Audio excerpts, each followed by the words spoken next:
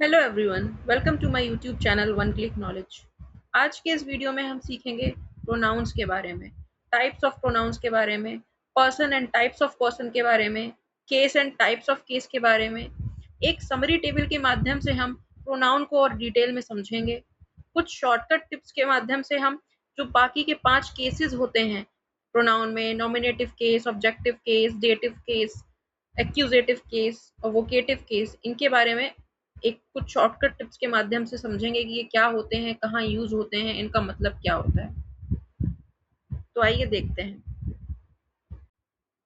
Pronoun, जैसा कि हम देख सकते हैं कि प्रोनाउन में ही नाउन आता है, तो इसका मतलब यह है कि इसका संबंध नाउन से होता है। आइए देखते हैं प्रोनाउन क्या होते हैं। The words we use instead of nouns to avoid repetition and improve sentence flow are called pronouns. वह शब्द जिनका प्रयोग हम नाउन की जगह पर करते हैं रिपीटिशन को अवॉइड करने के लिए और सेंटेंस फ्लो को इम्प्रूव करने के लिए, प्रोनाउंस कहलाते हैं। For example, Ram von a lottery, he is very happy. Ram ने लॉटरी जीती है, वह खुश है। तो यहाँ पर हम इसको ऐसे भी लिख सकते थे कि Ram von a lottery, Ram is very happy. पर बार बार राम लिखना ना तो देखने में अच्छा लगता और ना ही लिखने में, इसीलिए जब हमको रिपीटिशन अवॉइड करना होता है तो हम प्रोनाउंस का यूज करते हैं। तो हमने राम की जगह ही का यूज किया क्योंकि राम बॉय है। ऐसे ही सेकेंड सेंटेंस में, स्निग्धा वॉज वेरी इल, स्निग्धा बहुत बीमार थी, so she couldn't attend the meeting, इसीलिए वह मीटिंग अटेंड नहीं कर पाई। यहाँ पर हमने शी लिखा है, शी एक प्रोनाउन है क्योंकि स्निग्धा एक लड़की है, इसलिए हमने यहाँ पर शी लिखा।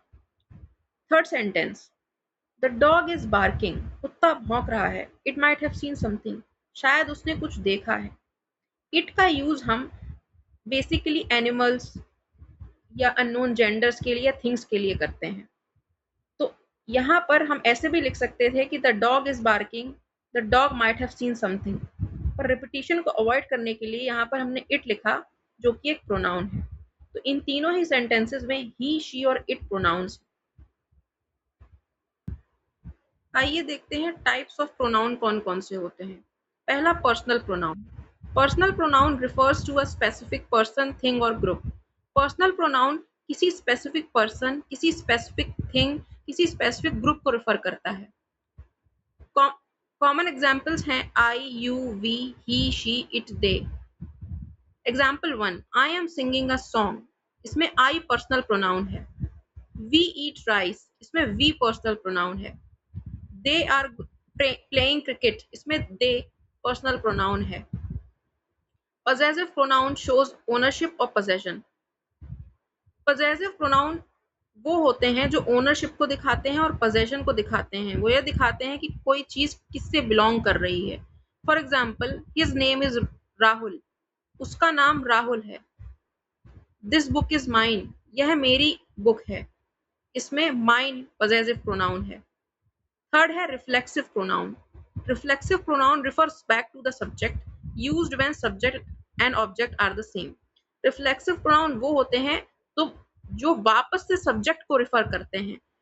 ये वह होते हैं, इनका यूज तब किया जाता है जब सब्जेक्ट और ऑब्जेक्ट दोनों ही सेम होते हैं। For example, I have enjoyed my self, यहाँ जो माई सेल्फ है ये आई को रिफर कर रहा है जो कि एक सब्जेक्ट है, तो माई सेल्फ रिफ्लेक्सिव प्रोनाउन है।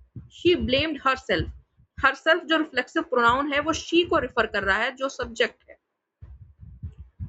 फोर्थ, इंटेंसिव प्रोनाउन, इन्हीं को एम्फेटिक प्रोनाउंस भी कहते हैं। रिफ्लेक्सिव प्रोनाउन और इंटेंसिव प्रोनाउन में थोड़ा सा ही डिफरेंस होता है। इंटेंसिव प्रोनाउन वो होते हैं जो एम्फेसिस को ऐड करते हैं नाउन और प्रोनाउन में। इनका यूज अक्सर प्रोनाउन और नाउन के बिल्कुल पास में ही होता है, कभी कभी एंड में भी होता है। For example, I myself found it, यह मैंने खुद ढूंढी है। The president himself signed the letter, the president ने खुद लेटर साइन किया।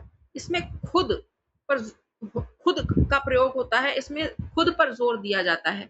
She herself organise the event, उसने खुद इवेंट को ऑर्गेनाइज किया। इंटेंसिव प्रोनाउन होते हैं my self, her self, himself, itself, yourself, ourselves, themselves. बस रिफ्लेक्सिव प्रोनाउन और इंटेंसिव प्रोनाउन के यूज में डिफरेंस होता है। Indefinite pronoun. Indefinite pronoun refers to non-specific people or things. Indefinite pronoun non-specific लोगों और चीजों को रिफर करते हैं, मतलब कि जो लोग स्पेसिफिक ना हो।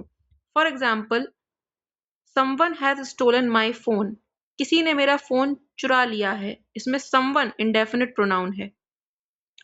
None can endure such an insult. ऐसी इंसल्ट कोई इंड्योर नहीं कर सकता, मतलब सहन नहीं कर सकता। इसमें नन जो है वो इंडेफिनिट प्रोनाउन है।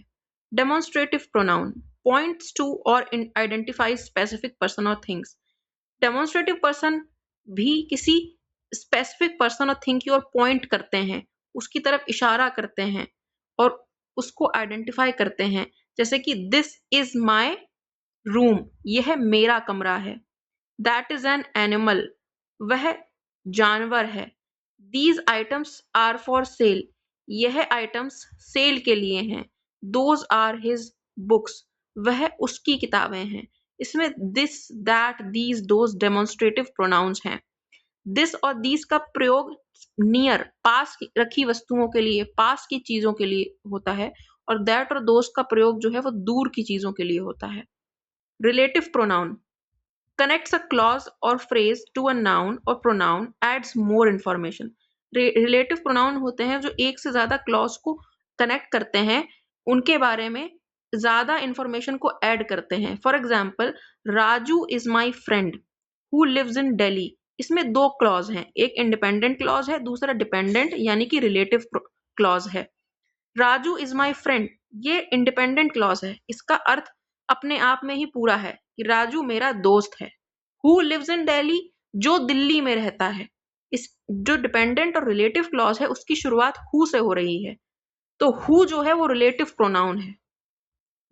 ठीक है, दूसरा एग्जाम्पल है this is the village where he was born, यही वो विलेज है जहां पर वो पैदा हुआ था। तो दिस इज द विलेज, ये जो है इंडिपेंडेंट क्लॉज है। वेयर ही वॉज बॉर्न, ये डिपेंडेंट और रिलेटिव क्लॉज है। वेयर रिलेटिव प्रोनाउन है। I met a dramatist whose name is Atul, इसमें हुज रिलेटिव प्रोनाउन है। रिलेटिव प्रोनाउन बेसिकली वो होते हैं जो दो या दो से ज्यादा क्लॉजेस को कनेक्ट करते हैं और उनके बारे में इंफॉर्मेशन को, और ज्यादा इंफॉर्मेशन को ऐड करते हैं। इंटेरोगेटिव प्रोनाउन, इंटेरोगेटिव प्रोनाउन का यूज क्वेश्चंस को पूछने के लिए किया जाता है, जैसे who compose the poem, poem को किसने कंपोज किया है। Which is the largest ship, largest ship कौन सी है। तो हु और विच इंटेरोगेटिव प्रोनाउन है जो क्वेश्चन पूछने के लिए यूज किए जाते हैं। Reciprocal pronoun shows mutual action और रिलेशनशिप बिटवीन टू और मोर। रेसिप्रोकल प्रोनाउन जो होते हैं वो दो और दो से ज्यादा लोगों के बीच में म्यूचुअल एक्शन और रिलेशनशिप को दिखाते हैं, जैसे ईच अदर, वन अनदर, दे helped one another. Each other का प्रयोग दो लोगों के लिए होता है और वन अनदर का प्रयोग दो से ज्यादा लोगों के लिए। दे हेल्प्ड वन अनदर, उन्होंने एक दूसरे की मदद की। इसमें वन अनदर जो है वो रेसिप्रोकल प्रोनाउन है। आगे बढ़ने से पहले हम ये जान लेते हैं कि पजेसिव एडजेक्टिव्स और पजेसिव प्रोनाउंस में क्या डिफरेंस होता है। Possessive adjectives modify and appear before a noun to indicate ownership. Possessive adjectives जो होते हैं वो नाउन के पहले आकर नाउन को मॉडिफाई करते हैं और उनकी ओनरशिप को इंडिकेट करते हैं। For example, that is my car, इसमें माई पजेसिव एडजेक्टिव है।